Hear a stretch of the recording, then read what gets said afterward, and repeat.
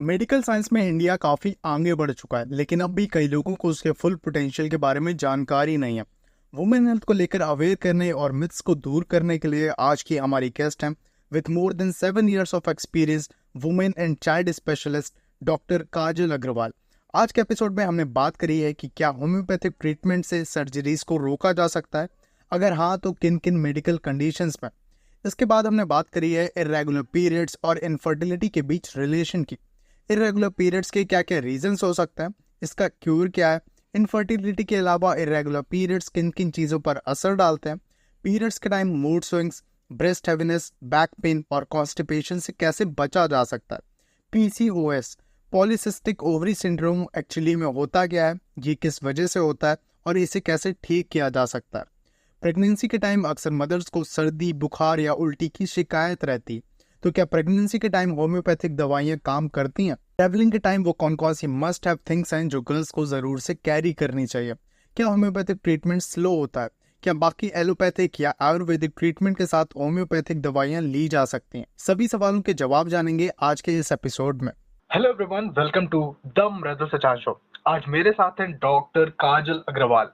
आपका बहुत बहुत वेलकम है मैम। Thank you. तो मैम, गूगल में one of the most search question है, can homeopathic treatment prevent surgery? तो इसका आंसर मैं आपसे जानना चाहूंगा, और अगर हाँ तो किन किन मेडिकल कंडीशंस में ऐसा हो सकता है? या श्योर। ओके, तो बहुत से लोग जो हैं वो सर्जरी के नाम पे बहुत ज्यादा डर जाते हैं, घबरा जाते हैं, बिकॉज गिवन अ चॉइस आप नहीं चाहेंगे कि आपकी सर्जरी हो, राइट? अगर आपसे कहा जाए कि एक दूसरा ऑप्शन है जो आपको बचा सकता है, तो आप डेफिनेटली सोचेंगे कि क्यों क्यों ना हम उसके बारे में जानें। और तो मैं आपको बता दूं कि बिल्कुल ऐसी कुछ बीमारियां हैं जिससे होम्योपैथी सर्जरी प्रिवेंट कर सकती है। आई नो सुनने के लिए थोड़ा सा मुश्किल है टू एक्सेप्ट दिस कि अरे मीठी गोली खा के कोई कैसे सर्जरी प्रिवेंट करेगा, बट बहुत सारी ऐसी कंडीशंस हैं। और कुछ ऐसी कंडीशंस हैं जिनमें सर्जरी सक्सेसफुल नहीं होती है, या होने के बाद में वो बीमारी दोबारा लौट कर आ जाती है। जैसे कि आपने पथरी के बारे में सुना होगा कि एक बार पथरी ठीक हो गया, सर्जरी करवा ली, लेकिन दोबारा बन गई, राइट? तो ऐसे कंडीशंस में भी होम्योपैथी बहुत ही अच्छा काम करती है। तो होम्योपैथी जो है वो सर्जरी प्रिवेंट भी करती है, और जो ऐसी कंडीशंस है जैसे कि पथरी है या जैसे स्किन पे मस्से हो जाते हैं जो कि रेकरेंट प्रॉब्लम है, मतलब कि होने के बाद भी दोबारा होने के जिनके चांसेस हैं, तो वो भी होम्योपैथी जो है वो प्रिवेंट करती है। तो आपका दोनों काम होता है होम्योपैथी से। इस वक्त की भी आप सर्जरी प्रिवेंट कर रहे हैं, और नेक्स्ट टाइम आगे नहीं हो फ्यूचर में रेकरेंस, उसका भी प्रिवेंशन होता है। जैसे अगर हम छोटे बच्चों की बात करें तो मैक्सिमम पेशेंट्स इस बात से परेशान होते हैं, स्पेशली मुंबई जैसे वेदर में, कि उनके बच्चों को बार बार सर्दी खांसी हो रही है। अब जब बच्चों को बार बार सर्दी खांसी होती है तो इसके कुछ कॉम्प्लिकेशंस होते हैं, जैसे कि उन्हें एडेनॉइड हो जाते हैं, या उनके नाक के मस्से बड़े हो जाते हैं जिन्हें पॉलिप्स कहा जाता है, या तो उन्हें टॉन्सिल्स हो जाते हैं जो कि बहुत बार बार होते रहते हैं उन्हें वो इन्फेक्शन, इसकी वजह से वो बड़े ही रह जाते हैं। तो ऐसे कंडीशन में काफी बार इन बच्चों को भी रेकमेंड किया जाता है कि आप सर्जरी करवा लीजिए, क्योंकि वो इतने परेशान हो जाते हैं उससे। लेकिन होम्योपैथी में इतनी अच्छी दवाइयां हैं जिससे ये सारी चीजें सॉल्व हो जाती है और बिल्कुल भी सर्जरी की जरूरत नहीं पड़ती है। तो ये एक बहुत ही इम्पोर्टेंट बात है। और ये तो हुई बच्चों की बात। अगर हम बड़ों में बात करें तो बड़ों में भी काफी सारी कंडीशंस हैं जिसमें हम सर्जरी प्रिवेंट कर सकते हैं होम्योपैथी से। जैसे कि एग्जाम्पल के तौर पे अगर मुझे कहना होगा तो आई विल से कि किडनी स्टोन है, गॉल स्टोन है, बड़े एज में, ओल्ड एज में, जैसे एनलार्ज प्रोस्टेट बहुत ही कॉमन तकलीफ है, तभी भी अक्सर उन्हें रेकमेंड किया जाता है कि आप सर्जरी करवा लीजिए, निकलवा दीजिए। लेकिन हमने ऐसे केसेस ठीक किए हैं जो कि होम्योपैथी से प्रोस्टेट वापस श्रिंक हो जाता है। तो एनलार्ज प्रोस्टेट में भी बहुत अच्छा रिजल्ट है। फीमेल्स में यूट्रस में जो ग्रोथ्स होते हैं जैसे पॉलिप्स है, फाइब्रॉइड्स है, उनमें बहुत अच्छा रिस्पॉन्स है। स्किन पे अगर आपको कॉर्न हो जाते हैं, वॉट्स हो जाते हैं, उसमें भी हम सर्जरी प्रिवेंट कर सकते हैं। पाइल्स है, बवासीर है, उसकी हम सर्जरी प्रिवेंट कर सकते हैं। स्किन पे जो मस्से हो जाते हैं बड़े बड़े, जिसे लाइपोमा कहा जाता है, जो कि चर्बी की गांठ है, उसको हम पिघाल सकते हैं, उसकी सर्जरी प्रिवेंट कर सकते हैं। और यही नहीं है, इनफैक्ट जो कि मदर्स होते हैं उन्हें अक्सर लेबर पेन में जब दिक्कत होती है, मतलब लेबर पेन ठीक से नहीं हो पाता है, तो उन्हें सर्जरी रेकमेंड की जाती है। तो हमारे पास इतनी इतनी खूबसूरत दवाइयां हैं कि हम मेडिसिन से भी लेबर इंड्यूस कर सकते हैं और हम वो सर्जरी प्रिवेंट करके हम नॉर्मल डिलीवरी करवा सकते हैं, right? So this is the power of homeopathy and this is the power of sweet pills of homeopathy, जिससे आपको सर्जरी नहीं करनी पड़ेगी। Okay ma'am, okay. So ma'am, homeopathic surgery को आप फ्यूचर में कैसे देखती हैं? मुझे ऐसे लगता है कि बहुत ही अच्छा, बहुत ही ब्राइट स्कोप है, क्योंकि अगर आपको ये सारे कंडीशंस में या इसके अलावा भी अगर आपको सपोज फिर भी किसी भी रीजन से अगर सर्जरी करनी भी पड़े, तो होम्योपैथी फिर भी आपकी मदद कर सकता है। वो इस तरह से कि जो प्री एंड पोस्ट ऑप तकलीफें होती हैं, मतलब ऑपरेशन सर्जरी के पहले या सर्जरी के बाद में जो तकलीफ होती है, जैसे कि अगर कुछ मानसिक तकलीफ बोलूँ मैं, तो जैसे कि बहुत ज्यादा कुछ लोग डर जाते हैं, जिन्हें फियर हो जाता है, एंजाइटी हो जाती है, या तो दर्द बहुत ज्यादा होता है, ब्लीडिंग होती है, स्वेलिंग होती है, सूजन हो जाती है, या बहुत बार नौशिया, एसिडिटी, इस तरह की तकलीफें होती है, तो उसमें भी होम्योपैथी बहुत ही अच्छा काम करती है। तो फ्यूचर तो डेफिनेटली मुझे लगता है कि बहुत ही अच्छा है, और अब लोगों में ये अवेयरनेस भी आने लगी है कि इस तरह की प्रिवेंटिव मेडिसिन है होम्योपैथी में, तो डेफिनेटली इससे फ्यूचर बहुत अच्छा है।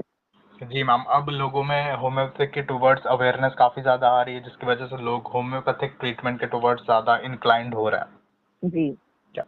तो ma'am, now coming to women health, तो क्या इनफर्टिलिटी और इरेगुलर पीरियड्स का भी कोई रिलेशन होता है? जी, बिल्कुल होता है।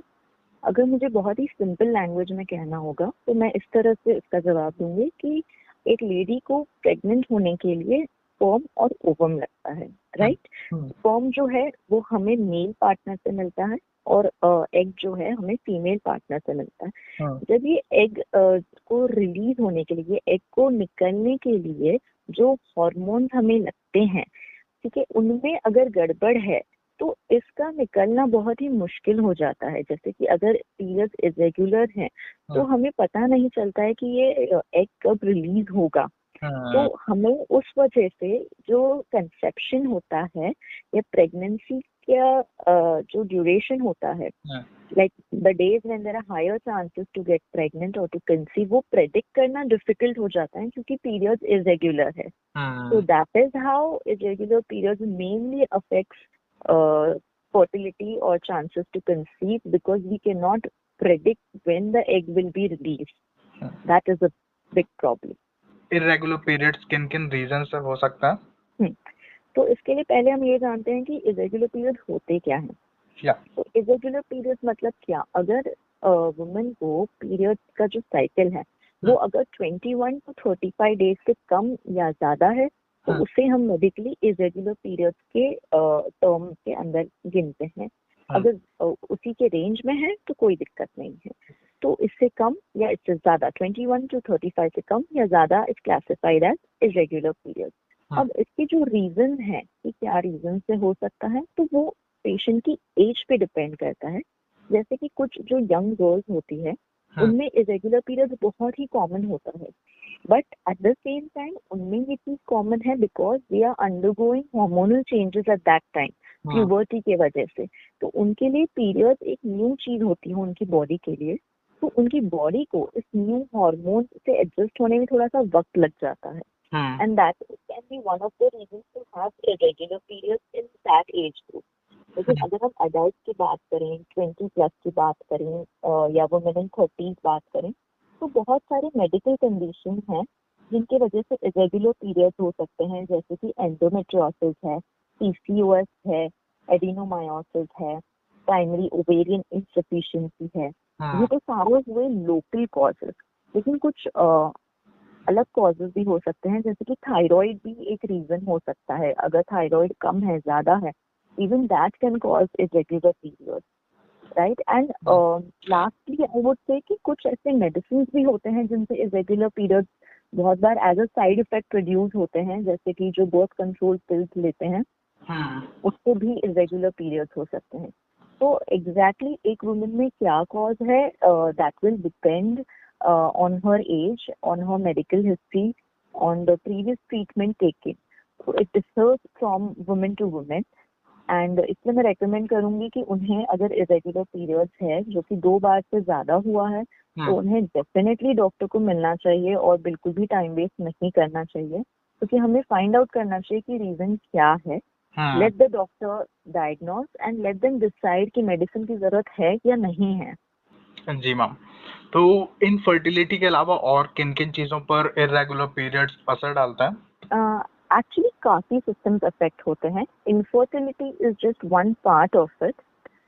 देखो, मेजरली इरेगुलर पीरियड्स का कॉज है हार्मोनल चेंजेस, राइट। ये जो हार्मोनल चेंजेस हैं, this can lead to various changes not only at the body level but mind level पे भी करता है, जैसे कि मूड स्विंग्स है, इरिटेबिलिटी है, इवन डिप्रेशन तक हमने देखा है। And all this is because of changes in the hormones, जो एस्ट्रोजन प्रोजेस्टेरोन लेवल्स है। जब वो जरूरत से कम ज्यादा हो जाते हैं तब ये सारी दिक्कतें होती हैं। एंड फिजिकल लेवल पे अगर हम बात करें तो वेट गेन होता है, पीसीओएस है, थायराइड डिसऑर्डर्स है, एंड एक बोन डिजीज है जिसे हम ऑस्टियोपोरोसिस कहते हैं। अब जब वेट गेन हो जाता है तो और एक मेंटल इशू आता है जिसे कहते हैं body image issues, right. That can again add on to stress and anxiety. It can even cause sleep disturbance and fatigue. जी मैम। तो इरेगुलर पीरियड्स जो है इसकी वजह से बहुत ही इनकन्वीनियंस भी होता है लोगों में, because they can't plan their trips और they can't plan their wedding. तो ये, और इसकी वजह से इनकी डेली एक्टिविटीज भी हैम्पर होती हैं और प्रोडक्टिविटी भी हैम्पर होती है। तो अगर किसी को इरेगुलर पीरियड्स है या सडनली बहुत हैवी पीरियड्स हो रहे हैं, अगर फ्लो उनको लग रहा है कि अचानक से बहुत ज्यादा हो रहा है या बहुत लंबे समय तक चल रहा है, कि अगर पहले तो मुझे पीरियड सिर्फ 5 दिन आता था पर अब अचानक से 15 दिन आ रहा है, बंद ही नहीं हो रहा है, तो इसकी वजह से इतनी एक्सेस जो ब्लीडिंग हो रही है उसकी वजह से अनीमिया भी होता है, जो ब्लड लॉस हो रहा है उसकी वजह से आपको आयरन डेफिशिएंसी होगी, आपको अनीमिया होगा, उसकी वजह से आपको थकावट और कमजोरी भी लगेगी। तो बहुत सारी चीजें इन्वॉल्व हो जाती है सिर्फ एक इरेगुलर पीरियड्स के टर्म के अंदर। तो मैम, इरेगुलर पीरियड्स का क्या क्योर हो सकता है? तो क्योर जो है वो डिपेंड करेगा कि कॉज क्या है। मतलब कि क्या, कि जब आप डॉक्टर से कंसल्ट करेंगे तो हम आपकी पूरी हिस्ट्री लेंगे, we try to find out कि आपके लिए इरेगुलर पीरियड्स का कॉज क्या है। वो थायराइड भी हो सकता है, वो पीसीओएस हो सकता है, वो केवल हार्मोनल इम्बैलेंस हो सकता है। तो इसके बेस पे ट्रीटमेंट होगा। और इसी के साथ कुछ ऐसी जनरल चीजें हैं जो कि हर इरेगुलर पीरियड वाली महिला कर सकती है, जैसे कि वेट को मेंटेन करना। मतलब क्या, कि उन्हें ट्राई करना है कि उनका जरूरत से ज्यादा एकदम अचानक से ना ही वेट गेन हो और ना ही वेट लॉस हो। ये चीज सडन नहीं होनी चाहिए, दोनों भी ग्रेजुअल होना चाहिए। अगर आप ऑलरेडी थोड़े से मोटे हैं, आप कोशिश कर रहे हैं कि आपको वेट लॉस हो, तो वो वेट लॉस जो है वो सिस्टमैटिक वेट लॉस होना चाहिए, एकदम ऐसे सडन वेट लॉस नहीं होना चाहिए, बिकॉज उससे भी बॉडी पे असर आता है, उससे भी हॉर्मोन्स अफेक्ट होते हैं। तो ये चीज हमें ध्यान रखना बहुत ही जरूरी है। सेकेंड पॉइंट इज कि इन लोगों को डाइट पे भी बहुत ध्यान देना चाहिए, जैसे कि प्रोसेस या पैक फूड इन्हें नहीं खाना है, कोल्ड ड्रिंक, चिप्स, इस तरह की चीजों का उपयोग नहीं करना है। इन्हें ज्यादा सैलेड, फ्रूट्स, वेजिटेबल्स, ये चीजें ज्यादा खानी है। Third and the most important जो आजकल हम सब भूल चुके हैं वो है फिजिकल एक्टिविटी। वो किसी भी तरह से कर सकते हैं, वो वॉकिंग, रनिंग, कोई आउटडोर गेम खेलना या स्विमिंग, क्योंकि हम सबकी लाइफ अभी बहुत ही सेडेंट्री हो गई है, हम सिर्फ बैठे रहते हैं पूरा दिन। तो ये 3 चीज कॉमन है जो कि हर महिला कर सकती है।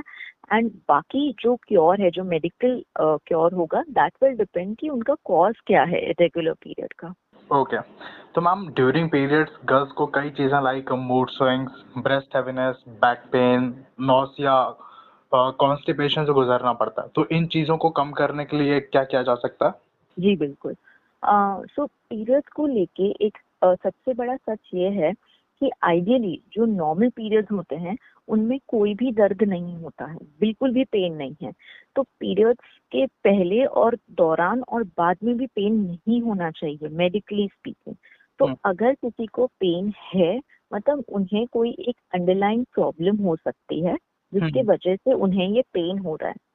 आइडियली आपको पीरियड आके चला जाएगा और आपको पता नहीं चलेगा, that is a healthy period. अब बहुत सारी लड़कियां ये चीज सुन के बहुत ही सरप्राइज होंगी, आई एम श्योर, बट यही सच है कि आपको आइडियली फील भी नहीं होना चाहिए। तो अब अगर किसी को ये सारे सिम्टम्स हो रहे हैं पीरियड्स के पहले, मीन्स उनको कोई एक अंडरलाइन तकलीफ हो रही है। कॉमनली जैसे कि आपने बताया कि पीरियड्स के पहले मूड स्विंग हो जाते हैं, काफी गर्ल्स जो है वो इरिटेबल हो जाती हैं या अचानक से रोने लग जाएंगी, उनको ब्रेस्ट हेवीनेस होता है, बहुत ज्यादा थकान महसूस होती है, अचानक आउट ऑफ प्रोपोर्शन होती है ये थकान, अचानक कमजोरी लगेगी, जो एवरीडे रूटीन होगा सडनली वो उस दिन नहीं कर पाते हैं, कमर दर्द शुरू हो जाएगा या इवन कॉन्स्टिपेशन भी हो जाएगा। तो ये सारी तकलीफें जो है ये एक हार्मोनल इम्बैलेंस की तरफ हमें सजेस्ट करती हैं, एंड होम्योपैथी में इन सभी का बहुत ही अच्छा इलाज है विदाउट एनी साइड इफेक्ट्स। तो अगर किसी भी लड़की को पहले कभी कोई दिक्कत नहीं थी, ठीक है, लेकिन अब अचानक से एक दो बार से उन्हें ऐसे लग रहा है कि ये सारे उन्हें सिम्टम्स हो रहे हैं पीरियड के पहले, तो वो 1 या 2 बार के लिए वेट एंड वॉच कर सकती हैं। लेकिन अगर 3 से 4 बार से ज्यादा इस तरह की तकलीफें होती जा रही हैं, बार बार हो रही हैं, तो उन्हें बिल्कुल डॉक्टर को कंसल्ट करना चाहिए कि ऐसा क्यों हो रहा है और उसका आपको तुरंत ट्रीटमेंट लेना चाहिए। उसे ये सोच के इग्नोर ना करें कि अरे सबको ही होता है, अरे सबको ही होता है, नॉर्मल है। ऐसा बिल्कुल नहीं है, सबको नहीं होता है और नॉर्मल भी नहीं है और आपको भी नहीं होना चाहिए। तो मैं यूजुअली इन तकलीफों के लिए घरेलू नुस्खे लेने की बिल्कुल भी सलाह नहीं देती हूँ, क्योंकि करेक्ट रीजन जानना चाहिए और उस हिसाब से ट्रीटमेंट लेना चाहिए, वरना वो जो तकलीफ है वो अंदर ही अंदर बढ़ते ही जाती है और वो हमें बिल्कुल नहीं चाहिए। जी बिल्कुल मैम। तो मैम इंडिया में पीसीओएस पॉलीसिस्टिक ओवरी सिंड्रोम के हर साल 1 मिलियन से भी ज्यादा केसेस आते हैं। तो हमारे लिसनर्स को बताइए कि इस सिंड्रोम में होता क्या है, ये क्यों होता है और इसको किस तरह से ठीक किया जा सकता है। तो पीसीओएस जैसा कि आपने कहा वो एक सिंड्रोम है। अभी सिंड्रोम का मतलब क्या कि इसमें काफी सारे मिक्सचर है अलग अलग सिम्टम्स की, जो कि अलग अलग इंटेंसिटी में हो सकते हैं, राइट। किसी को स्केल 1 पे है तो कोई स्केल 5 पे होगा, तो कोई स्केल 10 पे होगा। पीसीओएस में प्राइमरीली हार्मोन्स अफेक्ट होते हैं। वुमेन जो कि रिप्रोडक्टिव एज ग्रुप में है उनमें ये बीमारी ज्यादा देखी जाती है, यानी कि 20 से 40 साल की उम्र आप पकड़ लीजिए। अब वुमेन की जो ओवरीज है उनमें एक मेन हार्मोन होता है जो कि एंड्रोजन होता है, जो कि आइडियली हर वुमेन की बॉडी में है।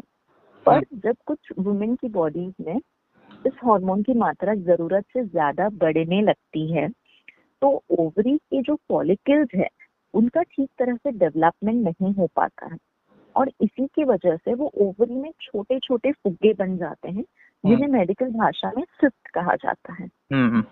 और ये बहुत सारे बनने लगते हैं, जिसे पॉलीसिस्टिक ओवरी कहा गया है, क्योंकि वो ओवरी में है इसीलिए। सिस्ट मतलब कि वो फुग्गे बन गए हैं एंड पॉली मतलब बहुत सारे बने हैं, ये उसका पूरा मीनिंग है।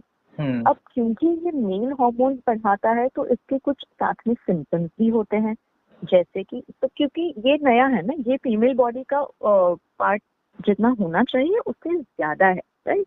तो वो डेफिनेटली कुछ सिम्टम्स कुछ तकलीफें प्रोड्यूस करेगा, क्योंकि वो एक आउट ऑफ प्रोपोर्शन में बढ़ चुका है। तो इसके कुछ सिम्टम्स होते हैं, जैसे कि पीरियड्स टाइम पे नहीं आते हैं, लेट आने लगते हैं, जैसे 6 से 8 महीने नहीं आते हैं, कभी कभी 1 साल नहीं आते हैं, या तो दूसरा एक्सट्रीम की आएंगे तो रुकते नहीं है। मैडम 1 महीने तक हमें ब्लीडिंग हो रही है, रुकती नहीं है, 15 दिन हो गए ब्लीडिंग ही नहीं रुक रही है। दोनों एक्सट्रीम्स इसमें देखे जाते हैं। इसी के साथ दूसरे सिम्टम्स ये हैं कि फेस पे एक्ने होने लगता है, पिंपल्स आ जाते हैं, एक्सेस हेयर ग्रोथ होने लगता है, स्पेशली फेस और चिन पे, राइट। ये भी बहुत कॉमन है, आपने देखा होगा। नेक्स्ट है कि मेल पैटर्न बॉल्डनेस होता है। मेन में जब हम कहते हैं कि हेयर फॉल होता है तो ये बहुत ही टिपिकल तरह से आप देखेंगे कि हेयर फॉल होगा। पहले फोरहेड से जाएगा, फिर बीच में एक स्पॉट आने लगेगा, फिर वो स्पॉट बड़ा बड़ा होते जाएगा। तो वुमेन में भी आपको उस तरह का पैटर्न दिखने लगेगा। उनका वेट गेन हो जाता है, उनकी स्किन डार्क और थिक हो जाती है, स्पेशली नेक पे और ग्रोइन एरिया में, और इसी के साथ उन्हें हेयर फॉल भी होता है। अब ये सारी चीजें क्यों हो रही है एग्जैक्टली ये हमें नहीं पता। Medically we still don't know the reason why it is happening. But कुछ ऐसे फैक्टर्स हैं जिनसे हमने कोरिलेट किया है कि इन वजह से हो सकते हैं, जैसे कि जेनेटिक्स, मतलब कि फैमिली हिस्ट्री अगर आपको है तो आपको होने के चांसेस ज्यादा है। दूसरा है इंसुलिन रेजिस्टेंस। इंसुलिन रेजिस्टेंस का मतलब ये है कि आपकी बॉडी में इंसुलिन बन तो रहा है लेकिन वो यूज नहीं हो पा रहा है क्योंकि इंसुलिन रिसेप्टर्स जो है वो सेंसिटिव नहीं है। तो इसलिए ब्लड में इंसुलिन की मात्रा बढ़ने लग जाती है और उसी के वजह से जो मेल हार्मोन है एंड्रोजन, उसका लेवल बढ़ने लग जाता है, जिसकी वजह से पीसीओएस होता है। तीसरा कारण ये है कि इन्फ्लेमेशन, यानी कि अंदरूनी सूजन जो है उसकी वजह से भी हो सकता है। अब अक्सर हमें इसके बारे में पता नहीं चलता है और इसी की वजह से जो हार्मोन, मेल हार्मोन है एंड्रोजन, वो बहुत ज्यादा बढ़ने लगता है और पीसीओएस होता है। तो मैम इसको ठीक करने के लिए क्या कुछ स्टेप्स लिए जा सकते हैं? जी बिल्कुल। अब क्योंकि ये एक सिंड्रोम है, ठीक है, तो मतलब ये एक बहुत बड़ा स्पेक्ट्रम है, इसलिए हर एक पेशेंट को एक अलग सेट ऑफ सिम्टम्स हो सकते हैं और या तो वही सिम्टम्स जो है वो अलग अलग मात्रा में हो सकते हैं, मतलब किसी को कम है, किसी को ज्यादा है। तो जरूरी नहीं है कि हर किसी को एक्ने होगा ही होगा, हर किसी को हेयर लॉस होगा ही होगा, या होगा भी तो अलग अलग इंटेंसिटी में होता है। जैसे किसी को थोड़ा सा माइल्ड एक्ने है और किसी को एकदम दूसरे लेवल पे इतना सिवियर एक्ने है कि उसमें से सब पस वगैरह निकलने लग जाता है। तो इसका जो रेंज है पीसीओएस का वो बहुत ही बड़ा है। तो जो ट्रीटमेंट होगा वो उस पेशेंट को क्या सिम्टम्स है उसके ऊपर होगा। ज्यादातर हार्मोनल इम्बैलेंस ठीक करने से इन लोगों में आराम पाया जाता है, ऐसा हमने देखा है। काफी बार पीसीओएस पे लड़ने में हमें वक्त लग जाता है क्योंकि हमें लाइफस्टाइल को भी चेंज करना है, क्योंकि हमें सेडेंटरी लाइफ भी नहीं चाहिए, जो वेट गेन हुआ है वो भी हमको वापस कम करना है, राइट। तो इसीलिए अक्सर ऐसे पेशेंट के ट्रीटमेंट में थोड़ा सा वक्त लग जाता है एंड पेशेंट को रेगुलर इस वक्त दवाई लेना बहुत ही जरूरी है। सो मैम ड्यूरिंग प्रेगनेंसी अगर मदर को फीवर आ गया, कोल्ड हो गया, वॉमिटिंग बहुत कॉमन होती है प्रेगनेंसी के टाइम, तो होम्योपैथी इनको किस तरह से ट्रीट करता है? ये बहुत ही अच्छा सवाल है एक्चुअली। प्रेगनेंसी में काफी मदर्स हैं वो डरी हुई रहती हैं अक्सर कि अरे कुछ मेडिसिन अगर मैं खा लूं मेरे बच्चे को साइड इफेक्ट ना हो जाए, मुझे सर दर्द तो बहुत हो रहा है, दवाई लेने का मन भी कर रहा है पर लूं या नहीं लूं, बच्चे को कोई तकलीफ ना हो जाए, बच्चे पे कोई इफेक्ट नहीं आ जाए। कॉन्स्टेंटली उनके दिमाग में बस यही स्ट्रेस रहता है, बिकॉज ऑब्वियसली हर एक मदर यही चाहेगी कि मेरा बच्चा बस अच्छे से हेल्दी हो जाए। लेकिन क्योंकि ये 9 महीने का समय है इसलिए ऐसा तो नहीं हो सकता कि आपको कुछ भी तकलीफ नहीं हो। कुछ ना कुछ आपको वायरल इन्फेक्शन, कुछ पेन, कुछ एक्स, कुछ ना कुछ होती है दिक्कत। तो सभी मदर्स के लिए मैं ये उन्हें गुड न्यूज देना चाहती हूँ कि आपको चाहे जो भी तकलीफ हो प्रेगनेंसी के दौरान, आप बहुत ही सेफली होम्योपैथी का उपयोग कर सकते हैं। बस इसमें एक बात इम्पोर्टेंट ये है कि प्लीज खुद से भी दवाई बिल्कुल भी ना लें, कहीं से यूट्यूब से या कोई सोशल मीडिया या व्हाट्सएप से दवाई नहीं ले, एक होम्योपैथी डॉक्टर की सलाह के बाद ही दवाई ले। अब बात करते हैं कि प्रेगनेंसी में जो कहीं तकलीफें हैं जो बहुत ही कॉमन होती है, जैसे कि उल्टी होना, उल्टी का सेंसेशन होना, जैसे मॉर्निंग सिकनेस कहा जाता है, ये बहुत ही कॉमन है और बहुत अच्छी मेडिसिन है इसकी होम्योपैथी में। इसी के साथ में थकावट होना, लो बीपी होना, मूड स्विंग्स होना, acidity, back pain, constipation, cramps होना, पैरों में सूजन होना या फिर बवासीर होना, या तो कोई इन्फेक्शन होना जैसे कि यूरिन इन्फेक्शन हो गया, बुखार आ गया, या अचानक से बहुत ज्यादा सर दर्द हो रहा है, माइग्रेन हो रहा है। इन चीजों का बहुत अच्छा इलाज और सेफ इलाज है होम्योपैथी में, जिससे आपके बच्चे को भी कोई दिक्कत नहीं होगी। और अगर माइंड लेवल पे भी कुछ काम करना है हमें, जैसे कि कुछ मदर्स होती है जिन्हें बहुत स्ट्रेस होता है या वो बहुत डर जाती है प्रेगनेंसी को भी लेके, उन्हें एंजाइटी होने लगती है, तो इन चीजों के लिए भी होम्योपैथी में बहुत ही अच्छा इलाज है। सिर्फ यही नहीं, एक्चुअली लिस्ट तो बहुत ही लंबी है, पर आप समझ ही गए होंगे कि मैं क्या कहना चाहती हूँ। और बस मैं इतना बता दूं कि सिर्फ ड्यूरिंग प्रेगनेंसी ही नहीं, अगर किसी महिला को लेबर के दौरान भी कुछ दिक्कत होती है, तो जैसा मैंने स्टार्टिंग में बताया था, जैसे कि लेबर पेन ठीक से नहीं आते हैं तो हमें बहुत बार सर्जरी करनी पड़ती है, उस दौरान भी अगर होम्योपैथी का प्रयोग किया जाए तो हम सर्जरी तक प्रिवेंट कर सकते हैं। तो during pregnancy and even during labour आप होम्योपैथी का सेफली प्रयोग कर सकते हैं, कोई दिक्कत नहीं। Alright ma'am. तो मैम वो कौन कौन सी मेडिसिन या चीजें हैं जो वाइल ट्रैवलिंग एक गर्ल को जरूर से कैरी करनी चाहिए, वो सेट ऑफ थिंग्स बता दीजिए। जी, मेरे हिसाब से जो मैं यूजुअली कैरी करती हूँ, रेकमेंड करती हूँ, वो ये है कि पेपर स्प्रे बिल्कुल हमें कैरी करना चाहिए। ठीक है, बेसिक टॉयलेटरीज कैरी करनी चाहिए, चाहे वो मेंस्ट्रुअल कप यूज करें या सैनिटरी पैड यूज करें। इसी के साथ उसके डिस्पोजल के लिए एक प्लास्टिक बैग उन्हें कैरी करना चाहिए। पीरियड क्रैम्प्स की मेडिसिन उनके पास होनी चाहिए, ट्रैवल सिकनेस की मेडिसिन होनी चाहिए, बेसिक कटलरी उनके पास होना चाहिए, चम्मच है, फोक है, एक बोल है, प्लेट है। बॉटल कैरी करें ताकि प्लास्टिक रिडक्शन हम कम करें। थोड़ा बेसिक हल्का फुल्का स्नैक कैरी करें, जैसे कि नट्स हैं, मखाने हैं। कंफर्टेबल शूज कैरी करें। मस्कीटो रेपेलेंट कैरी करें, बहुत ही जरूरी है। बहुत बार आप ट्रैवल करते हैं, बहुत सारे मस्कीटोज काटते हैं आपको, उसकी वजह से बीमारियां हो सकती है, तो वो हमें नहीं चाहिए। तो वो कैरी करना बहुत इम्पोर्टेंट है। टॉर्च कैरी करिए, एक basic first aid box carry करिए जिसमें आपके बैंडेजेस होने चाहिए, एक एंटीसेप्टिक क्रीम होनी चाहिए, थर्मोमीटर होने चाहिए, पेन किलर्स होने चाहिए और मेडिसिन होने चाहिए कुछ कॉमन बेसिक कंप्लेंट्स के, जैसे कि फीवर है, इंजरी है, फूड पॉइजनिंग है, एलर्जी है, कॉन्स्टिपेशन है। ये सारी दवाइयाँ बेसिक आपके पास में होनी ही चाहिए जब आप कैरी करते हैं, ट्रैवल करते हैं, सॉरी। जी जी। तो मैम ड्यूरिंग प्रेगनेंसी कॉन्स्टिपेशन भी बहुत कॉमन होता है, जैसा कि अभी हम लोग ने बात करी थी। तो इज इट नेचुरल या फिर ट्रीटमेंट की जरूरत होती है, या फिर कैसे पता चल सकता है कि नहीं अब उस ट्रीटमेंट हमें लेना ही पड़ेगा? तो कॉन्स्टिपेशन जो है वो बहुत ही कॉमन है प्रेगनेंसी के दौरान, और इसके 4 मेन रीजन है कि ये क्यों कॉमन है। आइए पहले हम वो डिस्कस कर लेते हैं। सबसे पहला रीजन होता है कि प्रेगनेंसी में जो हार्मोन चेंजेस होते हैं, जैसे कि प्रोजेस्टेरॉन की मात्रा बढ़ जाती है, उसकी वजह से कॉन्स्टिपेशन होता है। सेकेंड रीजन होता है कि जो आयरन टॉनिक्स होते हैं, आयरन की जो दवाइयाँ दी जाती है, वो बॉडी इतना इजीली डाइजेस्ट नहीं कर पाती है, ठीक है, क्योंकि वो एक आर्टिफिशियल सोर्स ऑफ आयरन होता है। That is also very common cause for constipation.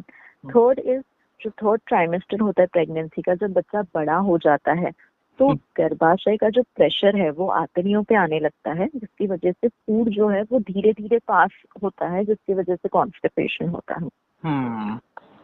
Fourth reason है कि फिजिकल एक्टिविटी लेडी की कम हो जाती है प्रेगनेंसी के थर्ड ट्राइमेस्टर में, क्योंकि उस वक्त थकान वगैरह ज्यादा होती है। तो इन सब रीजन की वजह से जैसे कॉन्स्टिपेशन बहुत ही कॉमन है प्रेगनेंसी के दौरान। अब अगर कॉन्स्टिपेशन को इग्नोर करते हैं और मोशन पास करने में आपको स्ट्रेन होता है, क्योंकि मोशन हार्ड हो रहे हैं कॉन्स्टिपेशन की वजह से, तो इससे आपको बवासीर हो सकता है, जिसे कि पाइल्स कहा जाता है या फिर हेमोरॉइड्स कहा जाता है।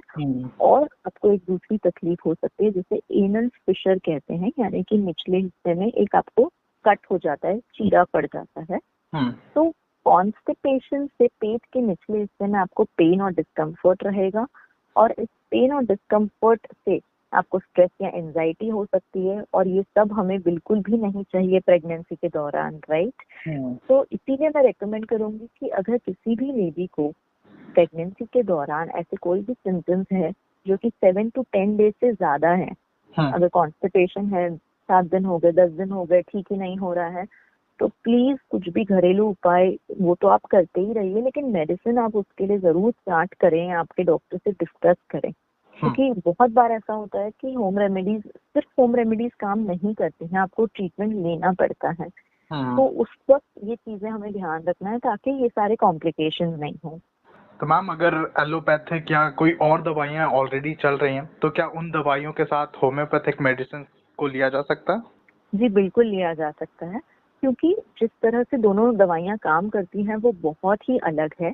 जैसे कि एलोपैथी की जो दवाई है वो जब आप खाते हो आपके पेट में वो डिसॉल्व होती है और फिर वो ब्लड में जाती है, और उसके बाद उसे जहाँ जाना है वहां जाके वो काम करती है टारगेट ऑर्गन पे। लेकिन होम्योपैथी जो है वो उसका काम करने का तरीका बहुत अलग है। जैसे ही आप जबान पे होम्योपैथी दवाई रखते हो तो वो आपकी नर्वस सिस्टम की मदद से तुरंत काम करने लग जाती है। तो दोनों, कहने का मतलब ये है कि दोनों सिस्टम ऑफ मेडिसिन का ट्रीटमेंट जो है वो आप साथ में ले सकते हैं, क्योंकि दे एक्ट वेरी डिफरेंटली। तो वो ना एक दूसरे को काउंटर करते हैं, ना ही कोई एक दूसरे को दिक्कत देते हैं। अब हमारे पास काफी ऐसे पेशेंट्स हैं जो आते हैं जिन्हें डायबिटीज है, थायराइड है, हाई बीपी है, इनकी मेडिसिन वो सालों से ले ही रहे हैं। तो हम उन्हें भी यही सजेस्ट करते हैं कि बिल्कुल भी अचानक इन दवाइयों को बंद नहीं करना चाहिए। अगर जरूरत पड़ी तो हम बहुत ही सिस्टमैटिक तरह से इन्हें पहले कम करेंगे और फिर हम बंद कर सकते हैं। ये सारी चीजें भी डिपेंड करती है उस इंडिविजुअल की हेल्थ के ऊपर, कभी कभी हम नहीं भी कर पाते हैं। तो बिल्कुल भी ऐसे डर के दवाइयां बंद नहीं करनी है, कोई भी दवाइयां डॉक्टर से डिस्कस करने के बाद ही करना है, और दोनों ट्रीटमेंट आप साथ में आराम से ले सकते हैं, कोई दिक्कत नहीं। ओके, तो मैम लाइक यू सेड कि आप भी पेशेंट्स को यही रिकमेंड करती हैं कि जो बाकी दवाइयां वो ले रहे हैं वो लेते रहें और साथ में होम्योपैथिक ट्रीटमेंट भी शुरू कर दें। तो डू यू ऑल्सो थिंक कि होम्योपैथिक ट्रीटमेंट स्लो काम करता है? जी नहीं, बिल्कुल भी नहीं। अब इसका कारण ये है, आप कहेंगे कि अक्सर लोग कहते हैं कि होम्योपैथी स्लो है, आपको सुनने ऐसा जरूर मिला होगा, राइट? तो इसका कारण ये है कि लोग हमारे पास सबसे आखिर में आते हैं। ये सैड ट्रुथ है, वो होम्योपैथी को एक लास्ट ऑप्शन कंसिडर करते हैं। अब इस दौरान तक क्या होता है, आपकी जो तकलीफ है, जो बीमारी है, वो काफी आगे तक बढ़ चुकी है, ठीक है? इसके दौरान आपने जो भी एलोपैथी ट्रीटमेंट दिया है उसके कुछ साइड इफेक्ट्स होते हैं। तो ये सब के साथ जब आप हमारे पास आते हैं तो हमें दो चीजें ठीक करनी है, एक है साइड इफेक्ट दवाइयों के और दूसरा है एक ऐसी बीमारी जो बहुत आगे तक बढ़ चुकी है। इसीलिए कभी कभी कुछ केसेस में हमें शायद थोड़ा सा वक्त ज्यादा लग सकता है, और ये वक्त ज्यादा लगने का कारण ये नहीं है कि होम्योपैथी स्लो है, इसका कारण ये है कि वो बीमारी उतनी आगे बढ़ चुकी है। अब क्या होता है कि काफी बार पेशेंट हमें बाद में लेट अप्रोच करते हैं, क्योंकि इंडिया में आप देखेंगे कि इंसान पहले तो खुद को ही डॉक्टर समझता है, वो खुद ही अपने आप से कुछ दवाइयां लेगा अपने मन से, राइट? फिर ये सोशल मीडिया, व्हाट्सएप, इन सब से दवाइयां लेता है, फिर आखिर में जाके वो शायद अगर डॉक्टर के पास गए तो गए। तो क्या होता है, ये सब में बहुत सारा टाइम वेस्ट हो जाता है, राइट? और डिजीज जो है वो आगे बढ़ चुकी है। तो अब क्योंकि डिजीज एक थोड़े से लॉन्ग ड्यूरेशन की है, इसलिए कभी कभी हमें ज्यादा टाइम लग सकता है। तो जो रिकवरी है एक दवाई, एक बीमारी की होम्योपैथी से, वो अगर आप शुरू से ही स्टार्ट करेंगे होम्योपैथी बीमार पड़ने से, तो उसमें आपको देखेंगे कि रिकवरी बहुत ही फास्ट है, बहुत ही क्विक है, बिल्कुल भी उसमें टाइम नहीं लगता है। क्यों? क्योंकि आपने ट्रीटमेंट जल्दी शुरू किया है। तो कुछ बीमारी जैसे कि आर्थराइटिस है, अस्थमा है, कुछ स्किन कंडीशन है जिन्हें थोड़ा सा ज्यादा समय लगता होगा ट्रीटमेंट के लिए, लेकिन वो ज्यादा समय तो आपको एनीवे कोई भी सिस्टम ऑफ मेडिसिन में लगेगा। बट ये है कि आपको रिलीफ डेफिनेटली मिलेगा कुछ ही दिनों में। ऐसा नहीं है कि आपको रिलीफ तीन महीने बाद मिलेगा और 3 महीने हम आपको कहेंगे कि आप तकलीफ में ही रहो, वैसा नहीं है। ऐसा बिल्कुल भी नहीं। कुछ डिजीजेस जिन्हें हम अक्यूट डिजीजेस कहते हैं, जैसे कि फीवर है, लूज मोशन है, फूड पॉइजनिंग है, सर्दी खांसी है, इनमें आप देखिए होम्योपैथी इतना फास्ट काम करता है कि आप बिलीव ही नहीं करेंगे। इनफैक्ट एलोपैथी से ज्यादा फास्ट करता है काम। तो जैसे कि अगर बुखार 103 है, 104 है, 24 आवर्स में विद होम्योपैथिक मेडिसिन ये फीवर कम्प्लीटली चला जाता है। तो ऐसा नहीं है कि होम्योपैथी स्लो है, उसको किस बीमारी के लिए यूज किया जा रहा है, वो बीमारी में पहले क्या ट्रीटमेंट दिया गया है, उसके क्या साइड इफेक्ट्स हैं, ये सारी चीजें मैटर करती है।